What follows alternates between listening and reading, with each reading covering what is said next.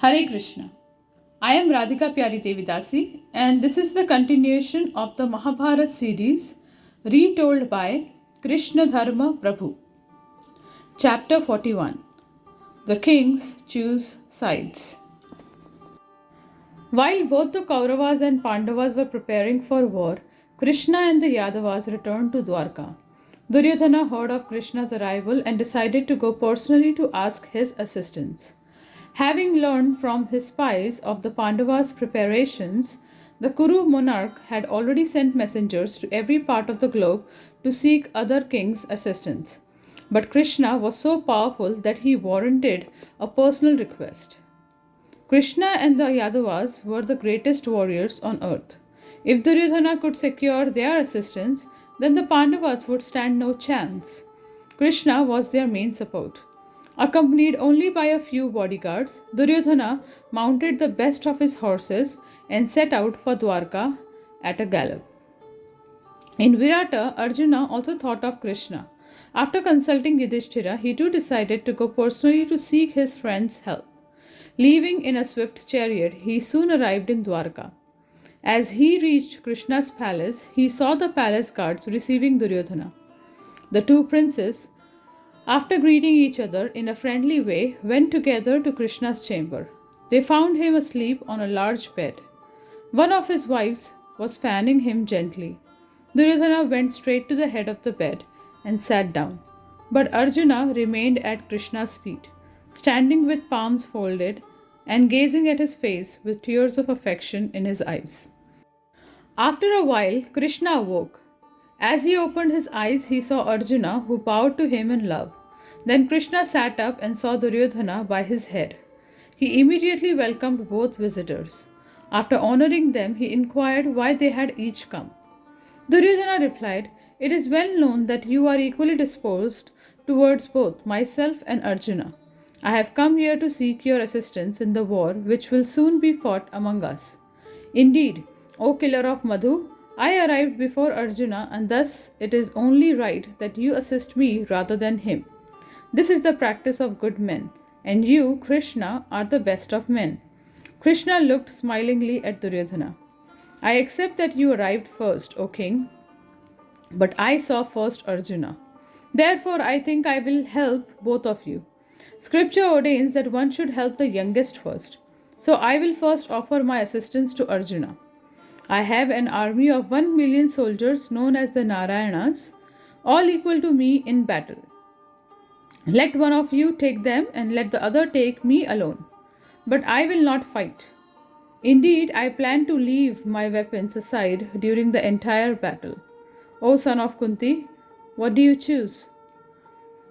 Without hesitating, Arjuna chose Krishna. Duryodhana could hardly conceal his joy. Arjuna's sentimentality had overpowered his reason. He had forsaken Krishna's invincible army in favor of Krishna himself, who would not even fight. What a mistake! Smiling slightly, Duryodhana said, "It seems then that I am left with the army. With your permission, O Keshava, I shall now depart." Having received Krishna's army, Duryodhana thanked him and left. He made his way to Balram's palace. He knew that Balram was always favorable towards him. Surely he would take his side in the war. Duryodhana found Balram seated in his palace. After greeting him with words of affection and praise, Duryodhana submitted his plea. Balrama, his hand resting on his plough weapon, looked grave. "O son of Kuru, for your sake I spoke out in Virata's assembly at the time of Abhimanyu's marriage. I pointed out to Krishna that our relations with you and the Pandavas are equal, and that your cause is as just as that of the Pandavas. O hero, Keshava did not accept my words. I cannot for a moment exist apart from Krishna. Therefore, I have decided to help neither side. I will take no part in whatsoever in the upcoming war. Fight according to Kshatriya principles. O best of men, may good fortune be yours." Balrama stood up and embraced Duryodhana. Knowing that Krishna had sided with the Pandavas, he considered the Kauravas already defeated. Duryodhana left Balram's palace and went to see Kritavarma. the Yadava commander-in-chief. He asked for his help, and Kritavarma, in accordance with Kshatriya custom, could not refuse. He agreed to fight on the Kauravas' side along with the 1,000,000 warriors already given by Krishna. He thus gathered the army and prepared to leave with Duryodhana. Surrounded by the terrible looking forces and with Kritavarma by his side, Duryodhana headed back towards Hastinapura with a light heart. In Krishna's chamber, Arjuna and Krishna were alone. Krishna asked, "Why did you choose me, knowing I will not fight over my army?" "There is no doubt that wherever you are, there will be victory. If you desired it, you could slay all the Kurus. In your presence, O foremost among men, I too will be able to kill them all. You are the most famous and illustrious person in the world, and I will attain a similar fame by gaining victory in this war. O Krishna, it has long been my desire that you act as my charioteer. Please fulfill my desire, if you find it acceptable." "It is fitting, O son of Kunti, that you measure yourself against me," Krishna replied softly. He placed a bejeweled hand on Arjuna's shoulders. "I shall gladly act as your charioteer. Let your desire be fulfilled." The two friends spent some time together in Dwarka and then prepared to leave. Surrounded by many Yadu chiefs and warriors, they set off for Virata. King Salya of Madras received news about the impending war.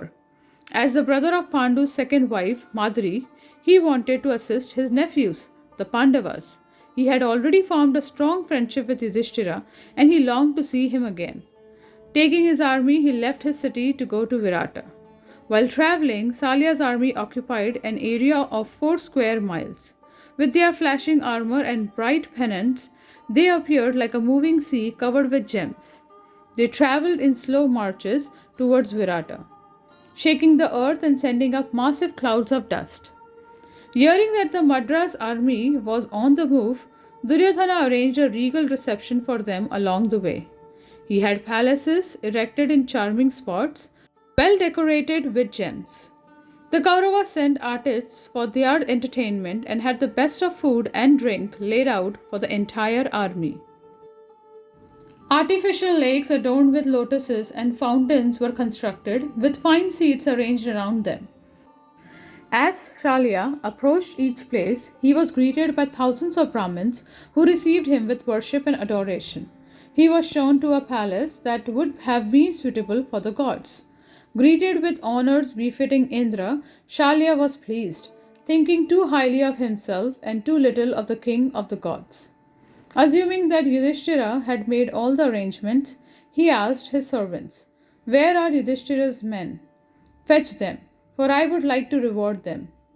The servants looked surprised. They went to Duryodhana, who had remained concealed from Shalya, and informed him of everything. When Shalya had become so pleased that he was ready to give away even his life, Duryodhana revealed himself. Bowing before his maternal uncle, the Kaurava prince said, "You are welcome. Please instruct me what else I can do for you." It was Shalya's turn to be surprised. He embraced Duryodhana and replied, "I am satisfied by your reception. Ask from me what you may desire." Duryodhana folded his palms. "Grant me an auspicious boon, O illustrious man. Become a leader in my army." Shalya realized that he had been tricked, but out of honor he could not refuse Duryodhana's request. He replied, "It is done. What else do you desire?" Duryodhana said that he had no other desire. With joy he continued to repeat Shalya's words, "It is done." Disappointed that he would now be opposing the Pandavas in battle, Shalya said, "O king, O best among men, go back to your capital. You shall soon see me there. But first I want to see Yudhishthira. Then I will come and join your army. You may go, but please return quickly. I am depending on you. Do not forget your promise." After embracing, the two men parted and Shalya continued on to Virata. He saw the Pandavas there and was greeted by all of them with respect. They embraced him and sat him on a beautiful seat. Shalya gazed at his nephews with tear-filled eyes. "It is good to see all of you heroes, hale and hearty, after your exile. How have you passed this last 13 years? Nothing but misery attends one who has lost a kingdom. But now your suffering, brought on by Dhritarashtra's son, will end as you slay your enemies. Shalya looked at Yudhishthira sitting at his feet. O great devotee of God, no one has seen even a trace of greed in your character. Like the Rishi kings of old, you exhibit self control, forgiveness, truth, non-violence, and all other qualities that are so rare in this world. You are mild, generous, religious, and attached to virtue. O chief among kings, it is fortunate that I am able to see you freed at last from your difficulties. Shalya then told Yudhishthira about his meeting with Duryodhana and his promise to the Kaurava prince. Although Yudhishthira was disappointed, he agreed that it was a point of honor, he said. O king, you have done the right thing by granting such a boon when you were pleased at heart. You had no choice, and I do not criticize you for it. Still, I have a request. You can do us a great favor in the coming war with our cousins. It is well known that you are a charioteer without equal in this world. I have no doubt that when the final battle takes place between Arjuna and Karna, you will be asked to drive Karna's chariot. At that time, you should do whatever you can to discourage Karna and take away his energy to fight. Although it is improper to ask this of you, O hero, still I ask it out of fear of the Suta's son. We must by any and all means defeat that evil-minded one. Shalya felt pleased that although he had been forced into fighting for Duryodhana, there was still something he could do for Yudhishthira. The news of the Pandavas' exile had greatly upset him. It was outrageous that the Kurus had allowed such a thing to happen. His brother-in-law Pandu would have been mortified if he had been alive. How could the Kurus expect any good fortune when they injured men of the Pandavas' caliber? And especially when they insulted a woman like Draupadi. Shalya said, I will surely do as you ask. O noble-minded one, I do not doubt that Duryodhana will have me drive Karna's chariot. At that time, I will say those things which are calculated to deprive him of energy. O king, all the miseries you have endured at Duryodhana and Karna's hands will soon give rise to your happiness. This is the way of the world. O hero, do not blame yourself. Everything is under the control of supreme destiny. It is the Lord's arrangement only that great personalities like you suffer difficulties. Even the gods are sometimes obliged to suffer. I have learned that Indra has had to endure much misery, along with his queen. Yudhishthira asked Shalya to tell the story of Indra and how he had suffered. The Madras king recited the history in detail. Shalya was well known for his wisdom and knowledge, and even the Brahmins came forward to hear him speak. After speaking with the Pandavas for hours, it was time for Shalya to depart. Yudhishthira again worshipped him with due honor and reminded him of his promise. Assuring Yudhishthira that he would do whatever he could to assist him, Shalya bid the Pandavas farewell and made his way to Hastinapura. Soon after Shalya's departure, Satyaki returned from Dwarka. He brought with him a huge army consisting of chariots, horsemen, elephants, and infantry. Bearing battle axes, swords, spears, lances, mallets, clubs, maces, and bows of all sorts, the army appeared like clouds with lightning. A full Akshauhini in number, it merged with Yudhishthira's forces like a river entering the sea. One after another, different kings came to Yudhishthira's side. Drishtaketu, the king of the Chedis, came with another Akshauhini division, as did the king of Magadha, Jayatsena. The two kings, Pandya and Virata, also each supplied an Akshauhini of powerful warriors. Finally, Draupad brought his army, assembled from various countries and led by his two sons, which amounted to 2 full Akshauhinis. Within only a few months, 7 Akshauhini stood ready at Virata to fight for the Pandavas. In Hastinapura, various other kings were coming to assist Duryodhana. They amassed 11 Akshauhinis.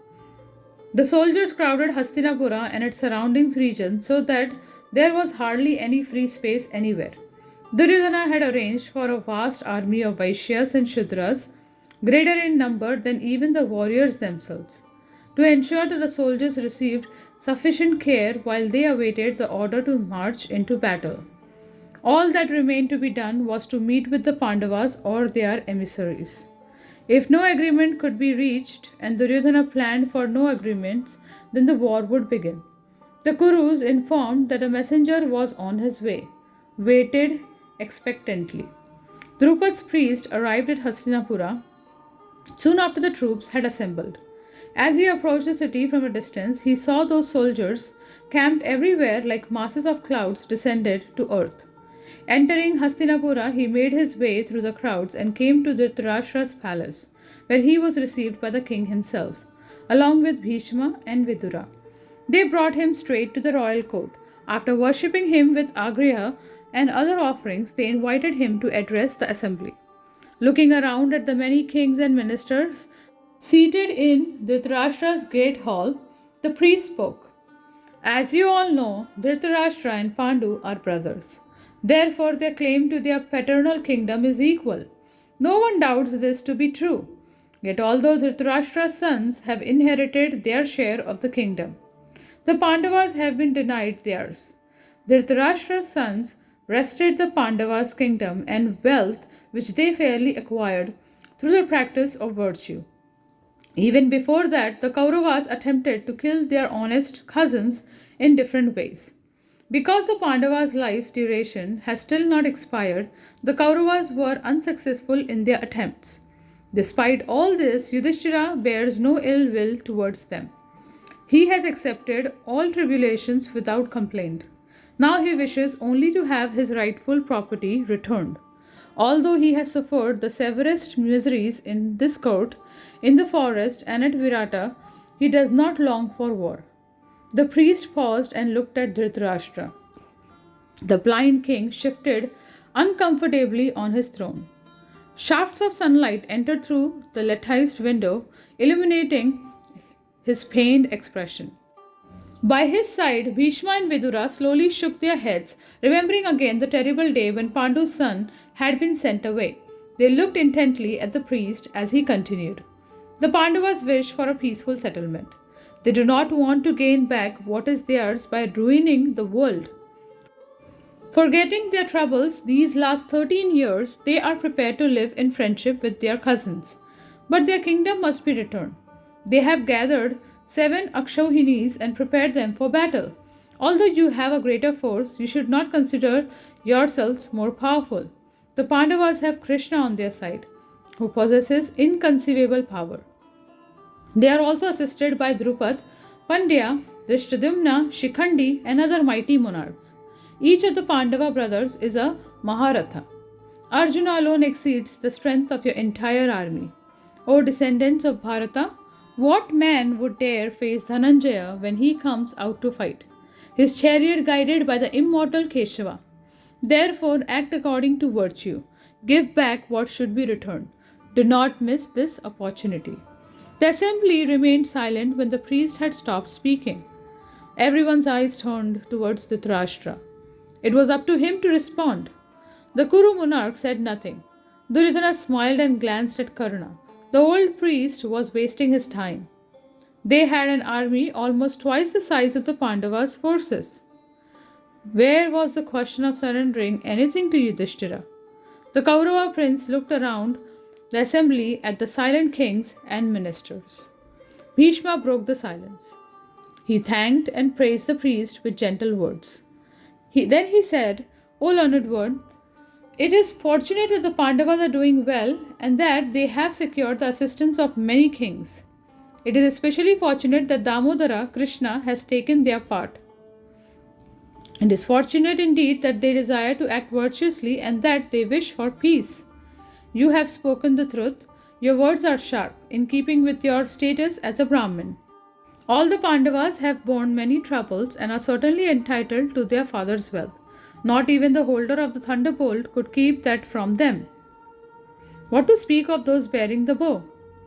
There is little doubt, as you say, that Arjuna alone can defeat our army. He could stand against the 3 worlds. Karna sprung to his feet. Catching Duryodhana's eye, he barked at the priest, insolently interrupting Bhishma. O Brahmin, You are wasting your time. Yudhishthira was fairly defeated and went to the forest in accordance with his vow. I do not believe that the prescribed term has even ended. Why then are the Pandavas demanding their kingdom? Duryodhana will not yield even an inch of land out of fear, but out of virtue he could agree to give the entire earth. Let the Pandavas first keep their vow and then come humbly before Duryodhana, who will doubtlessly afford them refuge. If they desire to abandon righteousness and seek battle, however, they will meet only grief. Karna glared. Both he and Duryodhana refused to accept that the Pandavas had fulfilled their vow. They did not believe that Bhishma's astronomical calculations were correct. According to their own estimation, there were a few months left. Duryodhana would not even consider negotiating with the Pandavas. The prince nodded in agreement as his friend spoke. Bhishma turned towards Karna. O son of Radha, why do you talk so much? Do you not recall how during the fight in the Matsya kingdom Arjuna single-handedly defeated all of our principal warriors, including you? You have seen his prowess often enough. If we do not do what this Brahmin says, we will all be killed. Some of the kings present agreed with Bhishma while others praised Karna. The hall buzzed with voices and Dhritarashtra raised his hand for silence. He rebuked Karna, then solaced Bhishma. Then he addressed the assembly. In my opinion, Bhishma has spoken well. He speaks for our interest and for the interest of the entire world. I need time to deliberate. Let the assembly be adjourned. O Brahmin, go back to the Pandavas and tell them that I shall send Sanjaya soon with my reply. After the priest had been worshipped by Dhritarashtra's court Brahmins, he left the assembly. Everyone then returned to their own abodes, leaving Dhritarashtra alone with his personal servants. The blind king pressed his hands together. There was no doubt that Bhishma had spoken wisely, as he always did.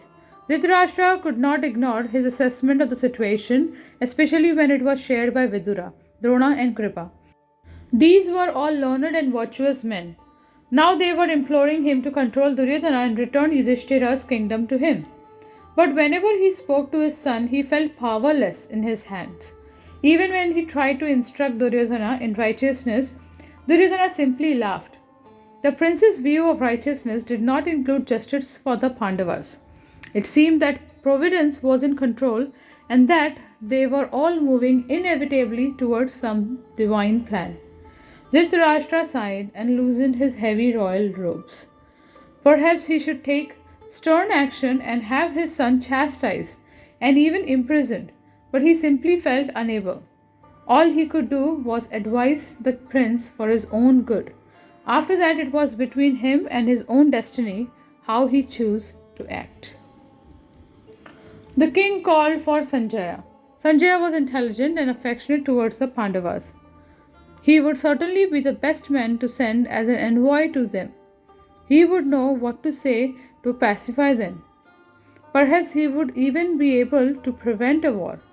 Sanjaya entered the room and after he had announced himself, Dhritarashtra said, O Sanjaya, the sons of Pandu are now living in Virata.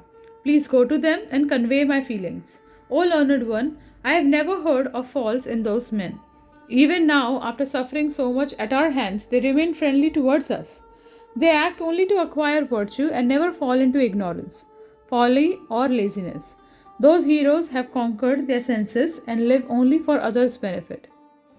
They have no enemies other than that great weak-brained fool, my son Duryodhana, and the still meaner Karna. Duryodhana is strong only at the beginning of endeavors because he is so given to indulgence. Still, he thinks himself capable of robbing the Pandavas of their rightful share. Who could hope to stand against Yudhishthira, Keshava, Arjuna, Bhima, Madari's twin sons, Satyaki, and the other great kings? Indeed, Arjuna alone, with Krishna guiding his chariot, can subdue the three worlds. His arrows fly in clouds, roaring like thunder and sweeping away everything in their path. Dhritarashtra had thought about the upcoming battle again and again. He knew his sons did not stand a chance. Although they had a bigger army, that would not stop the Pandavas, assisted as they were by Krishna, from winning. Dhritarashtra revealed his fears to Sanjaya. No one can hope to conquer Krishna. He always is victorious. He is the best of all men and the Lord of the worlds. With his support, the Pandavas could, I am certain, stand against the celestial host headed by Indra and Mahadev. Just he and Arjuna together have already shown their power at Khandava. What then can we expect when they are united with Bhima and the twins? Our army is finished. The Pandavas' power is inestimable. O Sanjaya, let me tell you about the other kings who have rallied to their cause. Dhritarashtra had already heard from his spies about the situation at Virata. After listing all the kings supporting the Pandavas, he again turned to the discussion of Krishna. It was Krishna he feared. Just see how easily he had slain the mighty Shishupal, Naraka, Kamsa, and so many others. He is surely Vishnu incarnate. Thinking of Krishna's power and Vishnu's deed in former ages, I find no peace, O son of Gavalgani. Perhaps the only person I fear more is Yudhishthira. I do not fear anyone as I fear him. He has long practiced austerity and dedicated himself to virtue. Whoever receives his wrath will be consumed like a reed falling into fire. His cost is just. This also frightens me. Therefore, go on a swift car to the high minded Pandava and speak affectionate and kind words. Tell him that I desire peace and will comply with any request he makes. Inquire after his welfare and that of his friends and followers. Say whatever you feel is appropriate to promote the interest of your race. Do not speak anything which will give rise to hostility. Without offering assurance that the Pandavas would regain their kingdom, Dhritarashtra gave his own message to Sanjaya and then asked him to leave at once. Thus ends the 41st chapter of the Mahabharata series, The Kings Choose Sides. Thank you very much. Hare Krishna.